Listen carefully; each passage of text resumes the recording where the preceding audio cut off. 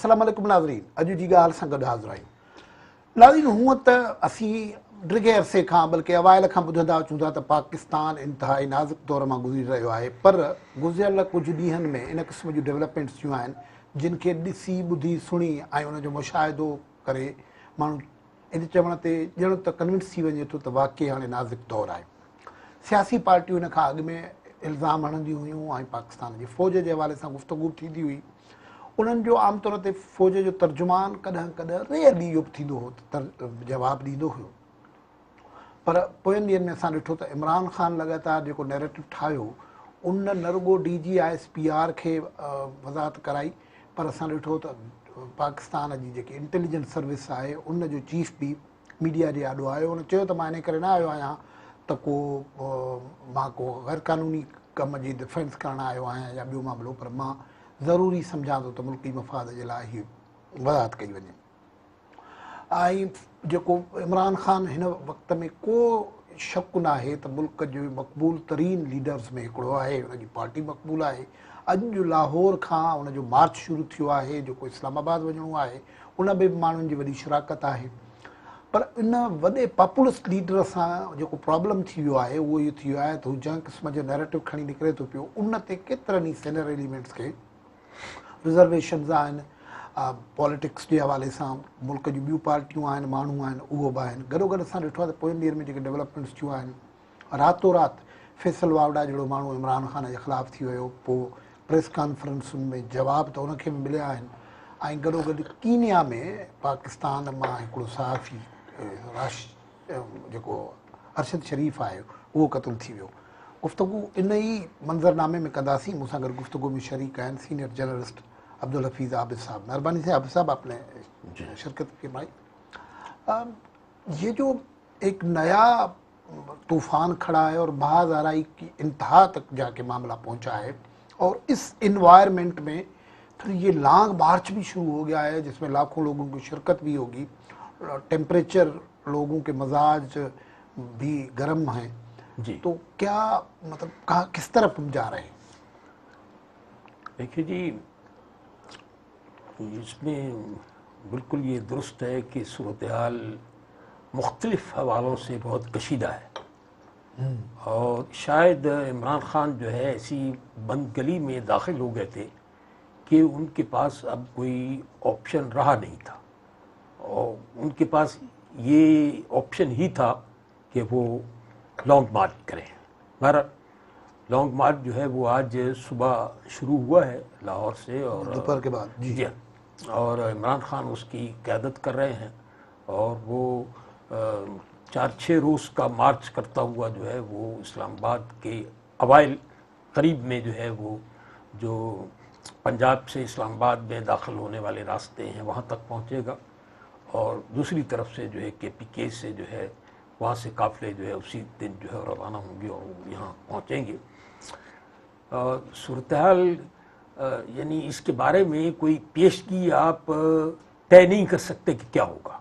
अगरचे इमरान ख़ान ने बहुत तनकीद होने के बाद और इदारों की तरफ से जो है सूरत हाल पर तबसरे के बाद वज़ीर दाखिला की तरफ से ये कहने की कोशिश की है, वाज़े करने की कोशिश की है कि जनाब सुप्रीम कोर्ट ने जो रेड लाइन पहले मुकर्रर की थी हम उसको क्रॉस नहीं करेंगे, इस्लामाबाद में दाखिल नहीं होंगे, और हम उस जो लाइन दी गई है उसके मुताबिक हम जो है वो करेंगे और दिन की रोशनी में करेंगे। लेकिन इस्लामाबाद इंतज़ामिया ने आज जो PTI के लोगों के से बातचीत की है उसमें यही सवाल उठाया है कि आपने पहले भी कई मरतबा खातरी करवाई है, लेकिन वो उन खातरियों जी बेतमादी की फिजा तो अपनी जगह मौजूद है, लेकिन ये आज खबरें भी छपी हैं कि इमरान ख़ान ने जो है ये लॉन्ग मार्च जो है 10 रोज़ तक जो है जारी रखने का मकसद इजाफा भी हो सकता है। इसका मकसद एक तो जाहिर है वो जो यूनिटी गवर्नमेंट है उस पर तो प्रेशर डालना है ही, लेकिन असल मकसद तो इमरान ख़ान जिनको न्यूट्रल्स कहते हैं उन पे प्रेशर डालना है। असल तो आप देखें ना, DG ISPR की प्रेस कॉन्फ्रेंस के बाद जो जवाबी प्रेस कॉन्फ्रेंस हुई है उसमें सारी ये चीज़ें जो कही गई थी वो एडमिट की गई। सही सर, गुफ्तगू जारी रखूँ था। इस्लामाबाद हलूँ था बल्कि लाहौर हलूँ था। सीनियर जर्नलिस्ट आहिनि शाहनवाज़ असां सां गॾु आहे। राय साहब शुक्रिया आपने ज्वाइन किया। आप लाहौर में हैं और ये जो मार्च इमरान खान ने शुरू किया है तहरीक इंसाफ ने, उसको आप उससे पहले से भी उसकी तैयारी को भी कवर कर रहे थे। आज हम देख रहे थे कि दिन में आप उसको कवर कर रहे थे। ये मार्च क्या डिजाइन क्या है मार्च का और पर्पस क्या है हासिल करना? हुकूमत को डिसलाज करना, वो जो न्यूट्रल्स को प्रेशर में लाना, इलेक्शन की डेट फौरन लेना, क्या कई मकासद है? सर बहुत शुक्रिया आपने मुझे लाइन पे लिया इस चीज के ऊपर। ऐसा है कि ये तो बड़ा वाज़ेह है कि इमरान खान साहब का जो हदफ है वो तो इलेक्शन है, और उसमें जो इस वक्त लड़ाई चल रही है इस्टेब्लिशमेंट की और इमरान खान की, जो आमने सामने ये आ गए हैं, तो आज के लॉन्ग मार्च के ऊपर उसका बड़ा इम्पैक्ट जो है वो देखा गया उस लड़ाई का। आज उनकी सारी तकरीर जो थी वो बराह रास्त अस्करी जो क़यादत है उनके ऊपर तनकीद के ऊपर मबनी रही और बड़े सख्त अल्फाज उन्होंने इस्तेमाल किए। इससे पहले कभी भी ऐसे नहीं हुआ। अलबत्ता लॉन्ग मार्च वैसे अगर आप देखें तो अगर जैसा हम इमरान खान के पुराने लॉन्ग मार्चेस और तहरीक इंसाफ की जो प्रेजेंस है लाहौर में, अगर उस लेंस से इसको देखें तो आज मेरी तवक्को के बरक्स जो है वो लॉन्ग मार्च बहुत छोटा था, बहुत थोड़े लोग आए थे। ये जो लिबर्टी चौक है ये भी आधा भरा हुआ था, ये भी फुल नहीं भर सका। एक चौक है, आप यूं समझ लें कि इससे पहले जब इनको अदम एतमाद से निकाला गया था हुकूमत से, तो उसके ऊपर जो कॉल दी थी इमरान खान ने कि पूरे मुल्क में एहतजाज किया जाए, तो इससे ज्यादा लोग लिबर्टी में इकट्ठे हो गए थे। तो एक तो ये बड़ी हैरानकुन बात थी कि लोग कम क्यों हैं। पूछा भी इनसे, खैर वो तो ये कह रहे थे जी कि हमारी तवक्को से ज्यादा निकल आए हैं और इस्लामाबाद पहुंच के आपको पता चलेगा कि लॉन्ग मार्च कहते किसको है। अभी तो हमने जो स्ट्रैटेजी बनाई हुई है, हमने किसी को लाहौर बुलाई ही नहीं है। तमाम जीटी रोड के ऊपर जो कस्बे और शहर हैं वहां से हमारे लोग इस कारवां के साथ जो है वो चलेंगे। तो लाहौर से निकलते हुए या जो शुरुआत हुई है वो तो बिल्कुल भी कोई बड़ी नहीं थी, कोई इम्पैक्टफुल नहीं थी, लेकिन जो तकरीर उन्होंने की है वो इस बात की तरफ दलील देती है कि वो जो लड़ाई, जिसको अगर आप प्रेस कॉन्फ्रेंस का जिक्र आप कर रहे थे, उसमें DGISI ने कहा था कि हम चाह रहे हैं कि टॉक्सिसिटी कम हो, जहर जो आ गया हुआ है सियासत में और चीजों में उसको, तो वो आज ये बात क्लियर होगी कि खान साहब टॉक्सिसिटी कम करने के मूड में बिल्कुल नहीं। और वो जो खान साहब, इससे पहले जो बात हो रही थी कि बैकडोर चैनल से कोई गुफ्तगू हो रही है, अब तो उसकी गुंजाइश कम रह गई है, वो भी ब्रेक हो गए। जी बिल्कुल, ये तो अब आप यूं समझ लें कि अजहर मिन शम्स है कि अब वो जो उन्होंने एक्सपोज कर दिया कि खान साहब रात के अंधेरे में क्या डीलिंग कर रहे थे और क्या ऑफर कर रहे थे, और उसके बाद भी वो मिलते रहे। कि आपको इस तरह की जो कुछ सूरत हाल दोबारा कोई पॉसिबल। राय साहब खुसूसन मैं आपसे एक सवाल स्पेसिफिकली पूछना चाह रहा हूं। पंजाब में आर्मी का ज़ाहिर गहरा ताल्लुक है, बहुत बड़ी थम्पिंग मेजॉरिटी लोग जो हैं वो पंजाब से हैं आर्मी के, और कल आर्मी के 2 बड़े इदारों के चीफ, जो बहुत रेयर है, कभी हुआ शायद भी नहीं हुआ है कि पॉलिटिकल इश्यूज पे ISI के DG को प्रेस कॉन्फ्रेंस करनी पड़ी, वो आए हैं। तो पंजाब के कॉमन आदमी पे क्या इम्पैक्ट हुआ है इसका? मेरा ख्याल है कि आज अगर खान साहब के लॉन्ग मार्च में, ये मेरा जाती ख्याल है कि लॉन्ग मार्च में जो ज्यादा लोग नहीं निकले हैं, मैं इसको कनेक्ट कर रहा हूं उस प्रेस कॉन्फ्रेंस से। और उस प्रेस कॉन्फ्रेंस से पहले जो वाडा साहब की प्रेस कॉन्फ्रेंस हुई थी उसने भी अपना इम्पैक्ट छोड़ा, और अरशद शरीफ वाली जो कहानी के जो पर्त सामने आए हैं, जो ये सारी चीजें खान साहब अपने लिए इस्तेमाल कर रहे थे, मेरा ख्याल है कि वो इन टर्म्स ऑफ के लोग क्या सोच रहे हैं, मेजॉरिटी एक्सरियत क्या सोच रही है, लोग अब उस तरह से खान साहब के नैरेटिव को 100% यकीन, वो जो उनके बहुत डाई हार्ट फैन है वो तो ले रहे होंगे, ले भी रहे, आज कहाँ पे हमने देखा भी, लेकिन जो एक सेंट्रल वाला बंदा था, जो लोग हैं, मेरा ख्याल है कि उन्होंने चुप लिए, वो अब सिर्फ। और ये जो तंजीमी नेटवर्क है इनका, जो पॉलिटिकल पार्टी का स्ट्रेंथ है, जो इलेक्टेबल्स का या जो इनके पॉपुलर फिगर्स हैं, उस पे क्या इम्पैक्ट हो रहा है? आज जो सबसे इम्पोर्टेंट चीज देखने वाली वो नाखुश चेहरे थे। लॉन्ग मार्च जब ये पहले करते थे तो एक वाइब थी, एक कहानी होती है, एक ग्लो होता है लोगों के चेहरों पे, धूम धड़का तो चलते ही रहता है साथ साथ। लेकिन आज चेहरों के तासुरात ये बता रहे थे कि एवरीबडी इज इन प्रॉब्लम। इनकी जितनी लीडरशिप थी लॉन्ग मार्च में ये भी होता है। नवाज शरीफ के लॉन्ग मार्च को अगर याद करें तो वो लाहौर से निकला था और कहीं गुजरावाला पहुंचा था तो बात हो गई थी, तो बात मसला हल हो गया था।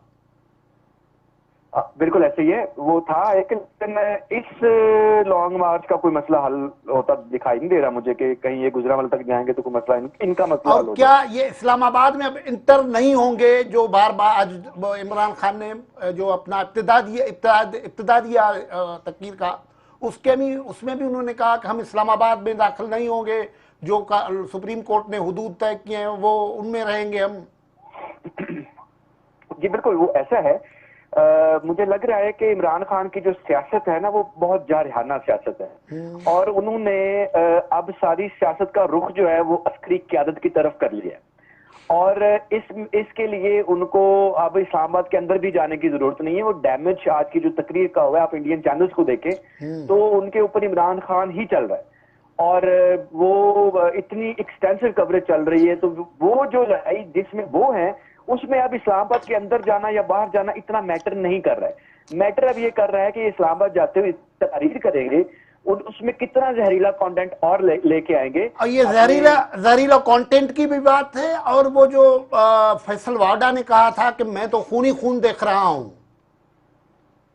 हाँ, मुझे लग रहा है कि ये जो अरशद शरीफ साहब जो है उनके बारे में जो मालूमात अब तक बाहर आई है, बड़ी दिलचस्प बात है कि खान साहब ने आज अरशद शरीफ के ऊपर बात ही नहीं की, सिवाय इसके कि उनके नाम की मैं यूनिवर्सिटी बना रहा हूँ। अदरवाइज वो इससे पीछे हट गए हैं कि जी ये मारा किसने, या पहले तो उंगलियां उठा रहे थे एस्टेब्लिशमेंट की तरफ। अब जो है मुझे ये लग रहा है कि फैसल वाडा साहब की प्रेस कॉन्फ्रेंस में जो खून वाली बातें हुई थी, खून अब मुझे लग रहा है कि नहीं होगा। उसकी रीजन ये है कि खान साहब ने सारा पैंतरा बदल लिया। वो बिल्कुल वहां पे जाके बैठ के तो धमकियां नहीं लगाएंगे कि मैं आज दोबारा उठ के जो है वो जा रहा हूँ रेड जोन की तरफ। ये जाएंगे और ये जाके बैठेंगे और वहां से निकल आएंगे, लेकिन इस दौरान इनकी जो तकारीर होंगी उन्होंने सारा फोकस ही अपना बदल लिया। शुक्रिया रायशा नवाज साहब, आपने हमें ज्वाइन किया और तजिया भी पेश किया। गुफ्तगू नाज़रीन जारी रही थी, पर ब्रेक जो वक्त हुआ ब्रेक वठूं था।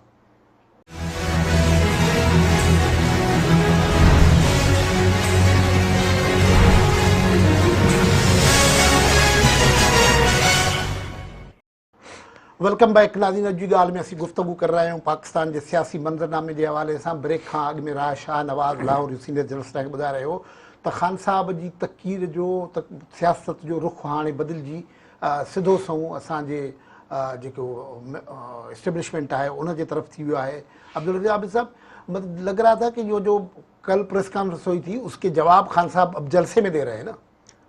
हाँ जी, कल तो जो उसके जवाब आया था उसमें बहुत नरम बात की गई थी। हाँ, मैं नहीं बात करना चाहता, इदारों को नुकसान पहुंचता है, लेकिन आज वो लिहाज भी खत्म नजर आया। हाँ, जाहिर है वो आहिस्ता आहिस्ता टेम्पो जो है वो बनाने की कोशिश करेंगे। जनरली जो सूरत हाल है, वाडा ने जो कुछ कहा, फिर अरशद शरीफ का जो कत्ल है, इस सारी सूरत हाल से खौफ की फिजा भी पैदा हुई है। जाहिर है लोग, और फिर उसमें अरशद शरीफ के कत्ल के डांडे जहाँ मिल रहे हैं, जैसे जैसे चीज़ें बेनकाब हो रही हैं, तो लोगों को एहसास हो रहा है कि वो गलत ट्रैक पर जो है वो इस्तेमाल हो रहे थे। आप देखें कि इमरान खान ने कल बहुत जारहाना जो है अरशद शरीफ के बारे में जो है वो बातचीत की और ये कहा कि हम ये मजबूर ही इसलिए हुए हैं कि अरशद शरीफ कत्ल हो गया, इसलिए हमने पहले ये किया। लेकिन उन्होंने खुद नमाज जनाजा में जो है वो शिरकत नहीं की, उनकी मैयत को कंधा नहीं दिया। तो उससे एक तासुर ये हुआ, उनकी रिवायत है, वो जाते भी नहीं ना, वो जो भी है रवायत जैसा भी हो। हाँ, वो तो कहते हैं कि उनको हुक्म मिलता है कि आपने किसी जो है उसमें शरीक नहीं सही। लाल माली पीटीआई जो MNA असां सां गॾु आहे। लाल, महिरबानी तव्हां असांखे जॉइन कयो। मुल्क जो मंज़रनामो त काफ़ी टेंशन वारो बि आहे ऐं जीअं ॻाल्हि पए थी त टॉक्सिक क़िस्म जो इन्वायरमेंट आहे उन में ही जेको लॉन्ग मार्च शुरू थियो आहे ऐं इमरान ख़ान जी अॼु जेकी पहिरीं तकीर हुई उन सां लॻे थो पियो त हाणे इस्टेब्लिशमेंट ऐं PTI बिल्कुलु सिधे टकराव में आहिनि। हाणे जेकी यूनिटी गवर्नमेंट हुई या ॿई जेके जिन खे तव्हां चवंदा हो इम्पोर्टेड हुकूमत उहा तव्हांजो टारगेट ते न आहे PTI जी। नाता ॾिसो असीं सम्झूं था आवाज़ ते इको आहे तव्हांजे निजाम जी आवाज़ ठीकु अचे पियो मुंहिंजो? हा हा बिल्कुलु सही आहे। नाता ॾिसो असीं सम्झूं था त हीअ जेका मौजूदा इम्पोर्टेड हुकूमत आहे इन जो इहो बिल्कुलु नाकाम थी चुकी आहे ऐं हाणे इन जो वजूद ई ख़तमु थी वियो आहे। तव्हां ॾिसो त हाणे जेके आम तौर ते कमु करणो हूंदो आहे हुकूमतनि खे उहे हाणे इदारा करे रहिया आहिनि ऐं कल्ह जेका प्रेस कॉन्फ्रेंस थी उन में तव्हां ॾिठो त हुननि चयो त असां जेको पाण फ्रंट ते आया आहियूं ताकी इन बयानीअ जो जेको इमरान ख़ान जो आहे उन जो मुक़ाबिलो करे सघूं। तो लिहाज़ा हीअ हुकूमत त उहे जेको छड़ो छड़ आहे ऐं हिन हुकूमत जो जेको आहे का लीगल या कॉन्स्टिट्यूशनल का वैल्यू न आहे। असांजे इदारनि जी तमामु घणी जेको इज़त करियूं था असीं चाहियूं था त इदारा जेके आहिनि उहे चवनि था त न्यूट्रल आहियूं पर जेके न्यूट्रल बि आहिनि त उहे न्यूट्रल रहनि ऐं असीं पंहिंजो आइनी ऐं कानूनी हक़ इस्तेमालु कंदे एहतजाज करियूं था पिया ऐं उन में तव्हां अॼु ॾिसो लाहौर में लखे माण्हू निकिरी आया आहिनि ऐं अञा ताईं त शुरू आहे। इहो सॼो हफ़्तो 6-7 जेको आहे इहो जारी रहंदो ऐं इंशाल्लाह 4 तारीख़ ते इहो काफ़िलो जेको आहे असांजो इस्लामाबाद पहुचंदो। उन खां पहिरीं जेको आहे हिन जूं टंगूं जेके अॻु करणु शुरू थी वियूं आहिनि। टारगेट छा आहे? अर्ली इलेक्शंस इस्टेब्लिशमेंट खे प्रेशर में आणो हुननि खे त तव्हां चओ था असांजे निशाने ते ईंदा आहिनि उहे त इरिलेवेंट आहिनि। ॾिसो असांजो निशानो आहे ही गुलामी। असांजी पार्टी चाहे थी त पाकिस्तान जेको 1947 में आज़ादु थियो उहो सही माना में हक़ीक़ी आज़ादी उन खे न मिली सघी। अॼु बि तव्हांजी फॉरेन पॉलिसी जे लाइ तव्हां बार बार ॿुधंदा रहो था त असांखे हुन खां पैसा खपनि था असांखे हुन जा हुकुम मञणा पवनि था मुख़्तलिफ़ मुल्कनि जा नाला साम्हूं अचनि था। असीं चाहियूं था त असांजो जेको मुल्कनि सां सॼी दुनिया में तालुक़ु हुजे उहो बराबरी जे बुनियाद ते हुजे ऐं आज़ादु असांजी ख़ारजा पॉलिसी हुजे हिन मुल्क में कानून जी हुक्मरानी हुजे ऐं जेको हुकूमत हुजे उहो को कठपुतली हुकूमत न हुजे उहा हुकूमत हुजे जेको हिन मुल्क जे माण्हुनि जा मसइला हल करे। लाल हिकिड़ो ॿियो न आहे हीउ जेको इमरान ख़ान जो पॉलिटिक्स आहे उहा सेंटरिक आहे KP ऐं पंजाब ते माना उन जे तरीक़े सां ॿिया सूबा बाक़ी सिंध ऐं बलोचिस्तान मतिलबु उन्हनि जी अलामती शराकत बि न थी हुजे न को उन्हनि खे उहो एतिरो इम्पोर्टेंट सम्झे थो। इहा ख़तरनाक पॉलिटिक्स न आहे? दादा मां नथो सम्झां त हुनजी ॿिनि सूबनि ताईं जेको पॉलिटिक्स आहे जेको तव्हां ॾिठो त हींअर जेको ताज़ो क़ौमी असेंबली जूं जेके ज़मनी चूंडूं थियूं उहे सिंध में थियूं 2 सीटूं सिंध में हुयूं जंहिंमां बि इमरान ख़ान हिकिड़ी सीट खटी आहे। पाकिस्तान तहरीक इंसाफ़ मुंहिंजो ख़्यालु आहे त सिंध असेंबली में सेकेंड लार्जेस्ट पार्टी आहे। असांजो अपोजिशन लीडर पाकिस्तान तहरीक इंसाफ़ सां तालुक़ रखे थो। पॉलिटिकल प्रोसेस खे सम्झो था डिसिमिनेशन थींदी आहे इंटीग्रेशन थींदी आहे एजुटेशन्स में ऐं एक्टिविटीज़ में मोबिलाइज़ेशन में हेॾो वॾो इम्पोर्टेंट लॉन्ग मार्च आहे उन में अमली तौर ते सिंध ऐं बलोचिस्तान त न आहिनि। ज़मनी चूंड त हिकिड़ी ॿी शइ आहे न। ॾिसो इहो असांजी स्ट्रेटेजी जो हिसो आहे न हर शइ जी हिकिड़ी प्रैक्टिबिलिटी ॾिसबी आहे सियासत में हुनजी प्रैक्टिकेबिलिटी ॾिसबी आहे त छाकाणि त हीउ अॼु जेको मेनली जेको पार्टिसिपेशन आहे उहो लाहौर खां ऐं सेंट्रल लाहौर खां आहे ऐं तव्हां जुमे ताईं ॾिसंदव जॾहिं इहो काफ़िलो जेको आहे इस्लामाबाद पहुचंदो त सिंध बलूचिस्तान ऐं KP जा काफ़िला तॾहिं पहुचंदा। तव्हां ॾिसो अॼु KP मां बि को काफ़िलो कोन निकितो आहे छाकाणि त KP सां बिल्कुलु वेझो आहे। अॻे तय आहे न त KP जो काफ़िलो फलाणे हंधि शरीक थींदो। महिरबानी लाल तव्हां असांखे जॉइन कयो। अब्दुल हफीज़ आबिद साहब ये जो पॉलिटिक्स है मतलब ज़ाहिर है PTI के लोगों के पास अपने वजाहतें होंगी लेकिन ये मतलब KP और पंजाब के पावर मतलब वो जो पार्लिमानी डेमोक्रेसी का नंबर गेम है इसमें तो ये तो सुबह से काम हो जाएगा लेकिन फिर उसमें पूरे पाकिस्तान का मंजर तो नजर नहीं। आज शायद आपने ये डेवलपमेंट भी नोट की होगी कि PTI के पंजाब के एक मेंबर असेंबली ने खुरम लगा कहा है कि मैं छोड़ रहा हूँ पार्टी इस्तीफा दे दूंगा और मेरे साथ 5 लोग और भी हैं। समझिए सर तो मतलब ये है कि इससे ये तो एक समझ में आ रहा है कि लोग इमरान खान की सियासत जैसे जैसे इसके कुछ और पहलू और किस्म के पहलू बेनकाब हो रहे हैं तो लोग पीछे हट रहे हैं। आप पहले वजीर आला पंजाब भी जो है वो पीछे नज़र आ रहे हैं। वो कहीं बयान की हद तक तो एक दो उन्होंने वो दिए हैं, लेकिन आज जो पंजाब हुकूमत तो पूरे उसको बैक कर रही है, गवर्नमेंट रिसोर्सेज कर रही है, तो मजबूरी है इसलिए कि वजीर आला जो है की बुनियाद वो है, वरना वजीर आला जो है वो खुद जो है उसमें कहीं आपको पार्टिसिपेट करते हुए नजर नहीं आ रहा है। गुफ्तगू जारी रखूं था पर ब्रेक वठूं था, ब्रेक जो वक्त है, ब्रेक का वापसी ते इन ही मौजूद ते गुफ्तगू जारी रहती।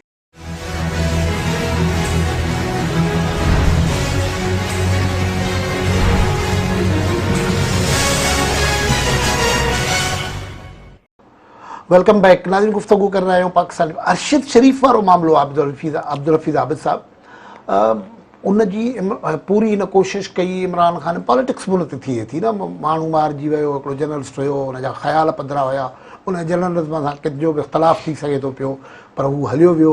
मां हिकिड़ी अजीब ॻाल्हि पे ॿुधी त हिकिड़े ज़माने में मोतीला जान जॾहिं हुन सां एज़ाज़ सैयद हुनजो जूनियर हुयो ऐं हुन सां गॾु हो इनसिक्योर थियो त हू चवे पियो अरशद शरीफ मूंखे पाण चयो त तूं बर्तानिया वञ, पर उहो माण्हू पाण जॾहिं सिक्योरिटी जो मसइलो थियो त कीनिया हलियो वियो ऐं पोइ हाणे त ॻाल्हि पई थिए त हुन कीनिया वञण ते मजबूर कयो वियो, तो यो मामलो भी शायद फ्री अचे पे तो लेकिन ये कीनिया जाने का जहाँ तक अल्लाह ताला उनकी मग़फ़िरत करे बहुत हौलनाक सूरत पैदा हुई है, ये वाक़या हुआ है। कीनिया जाने का मसला जो है उस पर एक पूरी ये कंपेन शुरू की गई जी कि दुबई से कीनिया जाने के सिवा उसके पास कोई चारा नहीं था, लेकिन लोगों ने एक लंबी फहरिस्त जो है 30-40 मुल्कों की जो है वो लगाई कि ये ममालिक जो है उनमें आप किसी मुल्क में भी जाके उनके एयरपोर्ट पर जो है वो वीज़ा ले सकते हैं, वहाँ से दुबई से कहीं भी जाना था। और अगर इमरान खान चाहते और उनके जहाँ जहाँ रूट्स है तो वो चाहते तो बहुत आसानी से उनको किसी और मुल्क का भी जो है वीज़ा मिल जाता है। ये नाकाबिल फ़हम बात है कि वो जिस तरह की फिर वो लोकेशन जहाँ ठहरे हुए थे वो बहुत हौलनाक सूरत हाल है, उसमें बहुत सारी चीज़ें अभी जो है मंजर-ए-आम पर नहीं आई है कि वो वहाँ तक कैसे पहुँचे। पर ही असां ॾिठो हमने ये देखा है कि इस किस्म की पॉलिटिक्स में बीच में बेगुनाह लोग चले जाते हैं ना जब कन्फ्रंटेशन बढ़ जाती है तो इसमें तो कोई शुबा नहीं है कि अरशद शरीफ जज्बाती तौर पर जो है वो इस सारी कंपेन में 3-4 साल में जो है वो इमरान खान के साथ खड़े थे, इस्टेब्लिशमेंट के साथ खड़े थे, ये सब एक पेज था, लेकिन फिर वो पेज में दरारें पड़ गई तो कुछ लोग उधर रह गए, कुछ लोग उधर रह गए, तो वो इसका हिस्सा थे। इसमें इस बुनियाद पे कोई भी इसको ये नहीं कह रहा है कि कोई उसका कत्ल जो है वो तो वो हो जाता है, इस्तेमाल हुए समझे सर, लेकिन कत्ल की वजह समझ में नहीं आई और उसकी ज़ाहिर मजम्मत भी हो रही है। डॉक्टर करीम ख्वाजा पाकिस्तान पीपल्स पार्टी जा अॻुवाण असां सां गॾु आहे। डॉक्टर साहब महिरबानी तव्हां असांखे जॉइन कयो।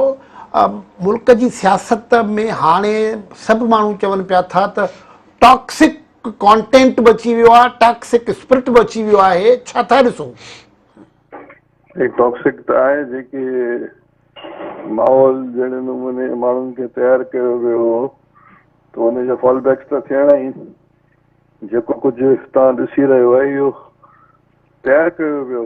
हाणे लोड़ी अहिड़ो टॉक्सिक या अहिड़ो ज़हरीला आलू जेको माहौल आहे कॾहिं कोन थियो आहे ऐं माण्हू भरपूर पॉलिटिक्स कई आहे गुज़िरियल 75 साल में, पर हाणे बदकिस्मती सां जेका ज़बान अॼु इस्तेमालु थी आहे, जेके मूं सोशल मीडिया ते लाहौर में ॿुधी आहे ॾिठी आहे त ॾाढी अफ़सोसनाक किस्म जी चीज़ूं थियनि पियूं। जंहिं हंध ते बीठा आहियूं उन सां त को लॻे पियो त ईंदड़ ॾींहं जीअं फैसल वाडा पे चयो किथे उन तरफ़ पिया वञूं त खून ई खून आहे।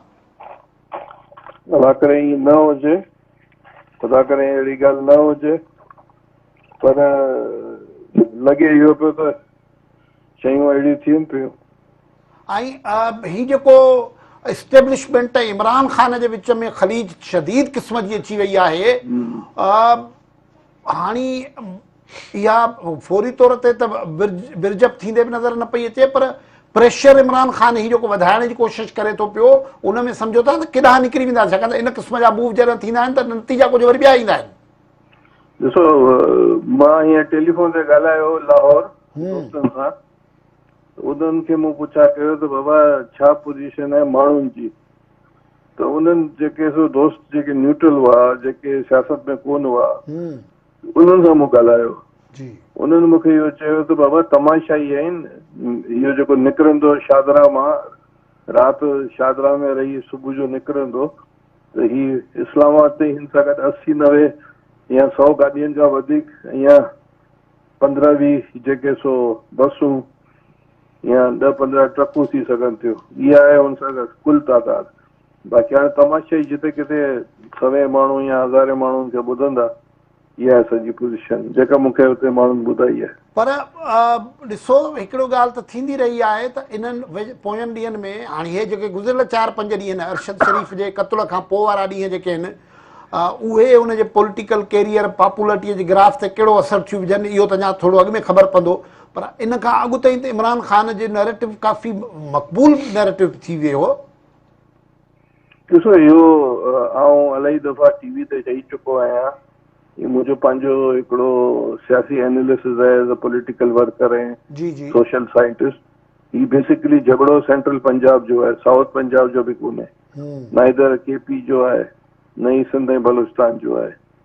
सो ही आपस में ही विड़िया आहिनि ऐं हिन जेको आहे सो इमरान ख़ान जेको आहे सो हिकिड़े इदारे खे पंजाब ऐं हुन इदारे खे माना सेंट्रल पंजाब ऐं हुन इदारे खे आम्हूं साम्हूं करे छॾियो आहे ऐं ठाहिण वारा बि इहे ई माण्हू आहिनि, ॻिची में बि हिननि जे पिया आहिनि। सो हाणे छॾाईनि बि इहे वञी करे, पर इहो पाकिस्तान जो नैरेटिव कोन्हे।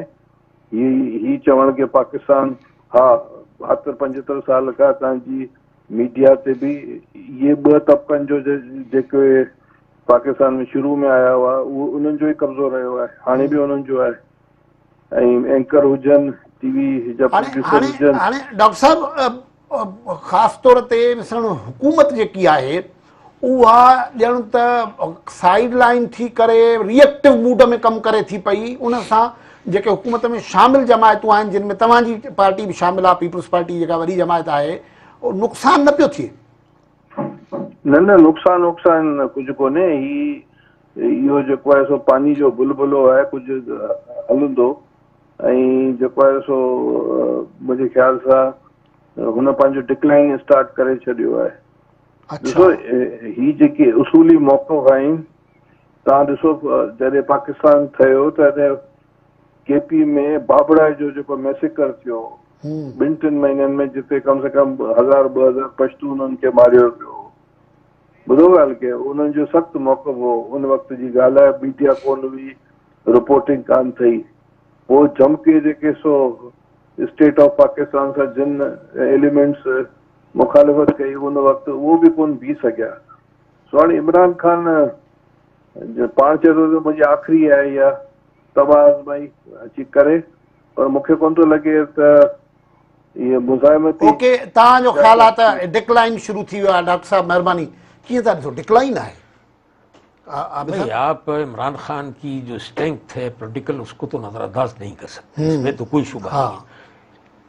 और हुकूमत को भी इसका एहसास है, इसीलिए ये कहते हैं कि जनाब अगस्त सितंबर में जो है इंतखाबात होने चाहिए। देखिए, ये सिर्फ इस वक्त जो आज या कल 2-3 रोज में जो सूरत हाल नज़र आई है, सिर्फ ये बुनियाद नहीं है, बल्कि आम आदमी जो है वो इन 6-7 महीने में उस पर जो बोझ पड़ा है, जिस कदर महंगाई है, पेट्रोल है, गैस है, बिजली है, आटा जो है वो 110 रुपए 120 रुपए तक पहुंच गया है, ये सारी सूरत हाल भी उसकी फेवर में जा रही है।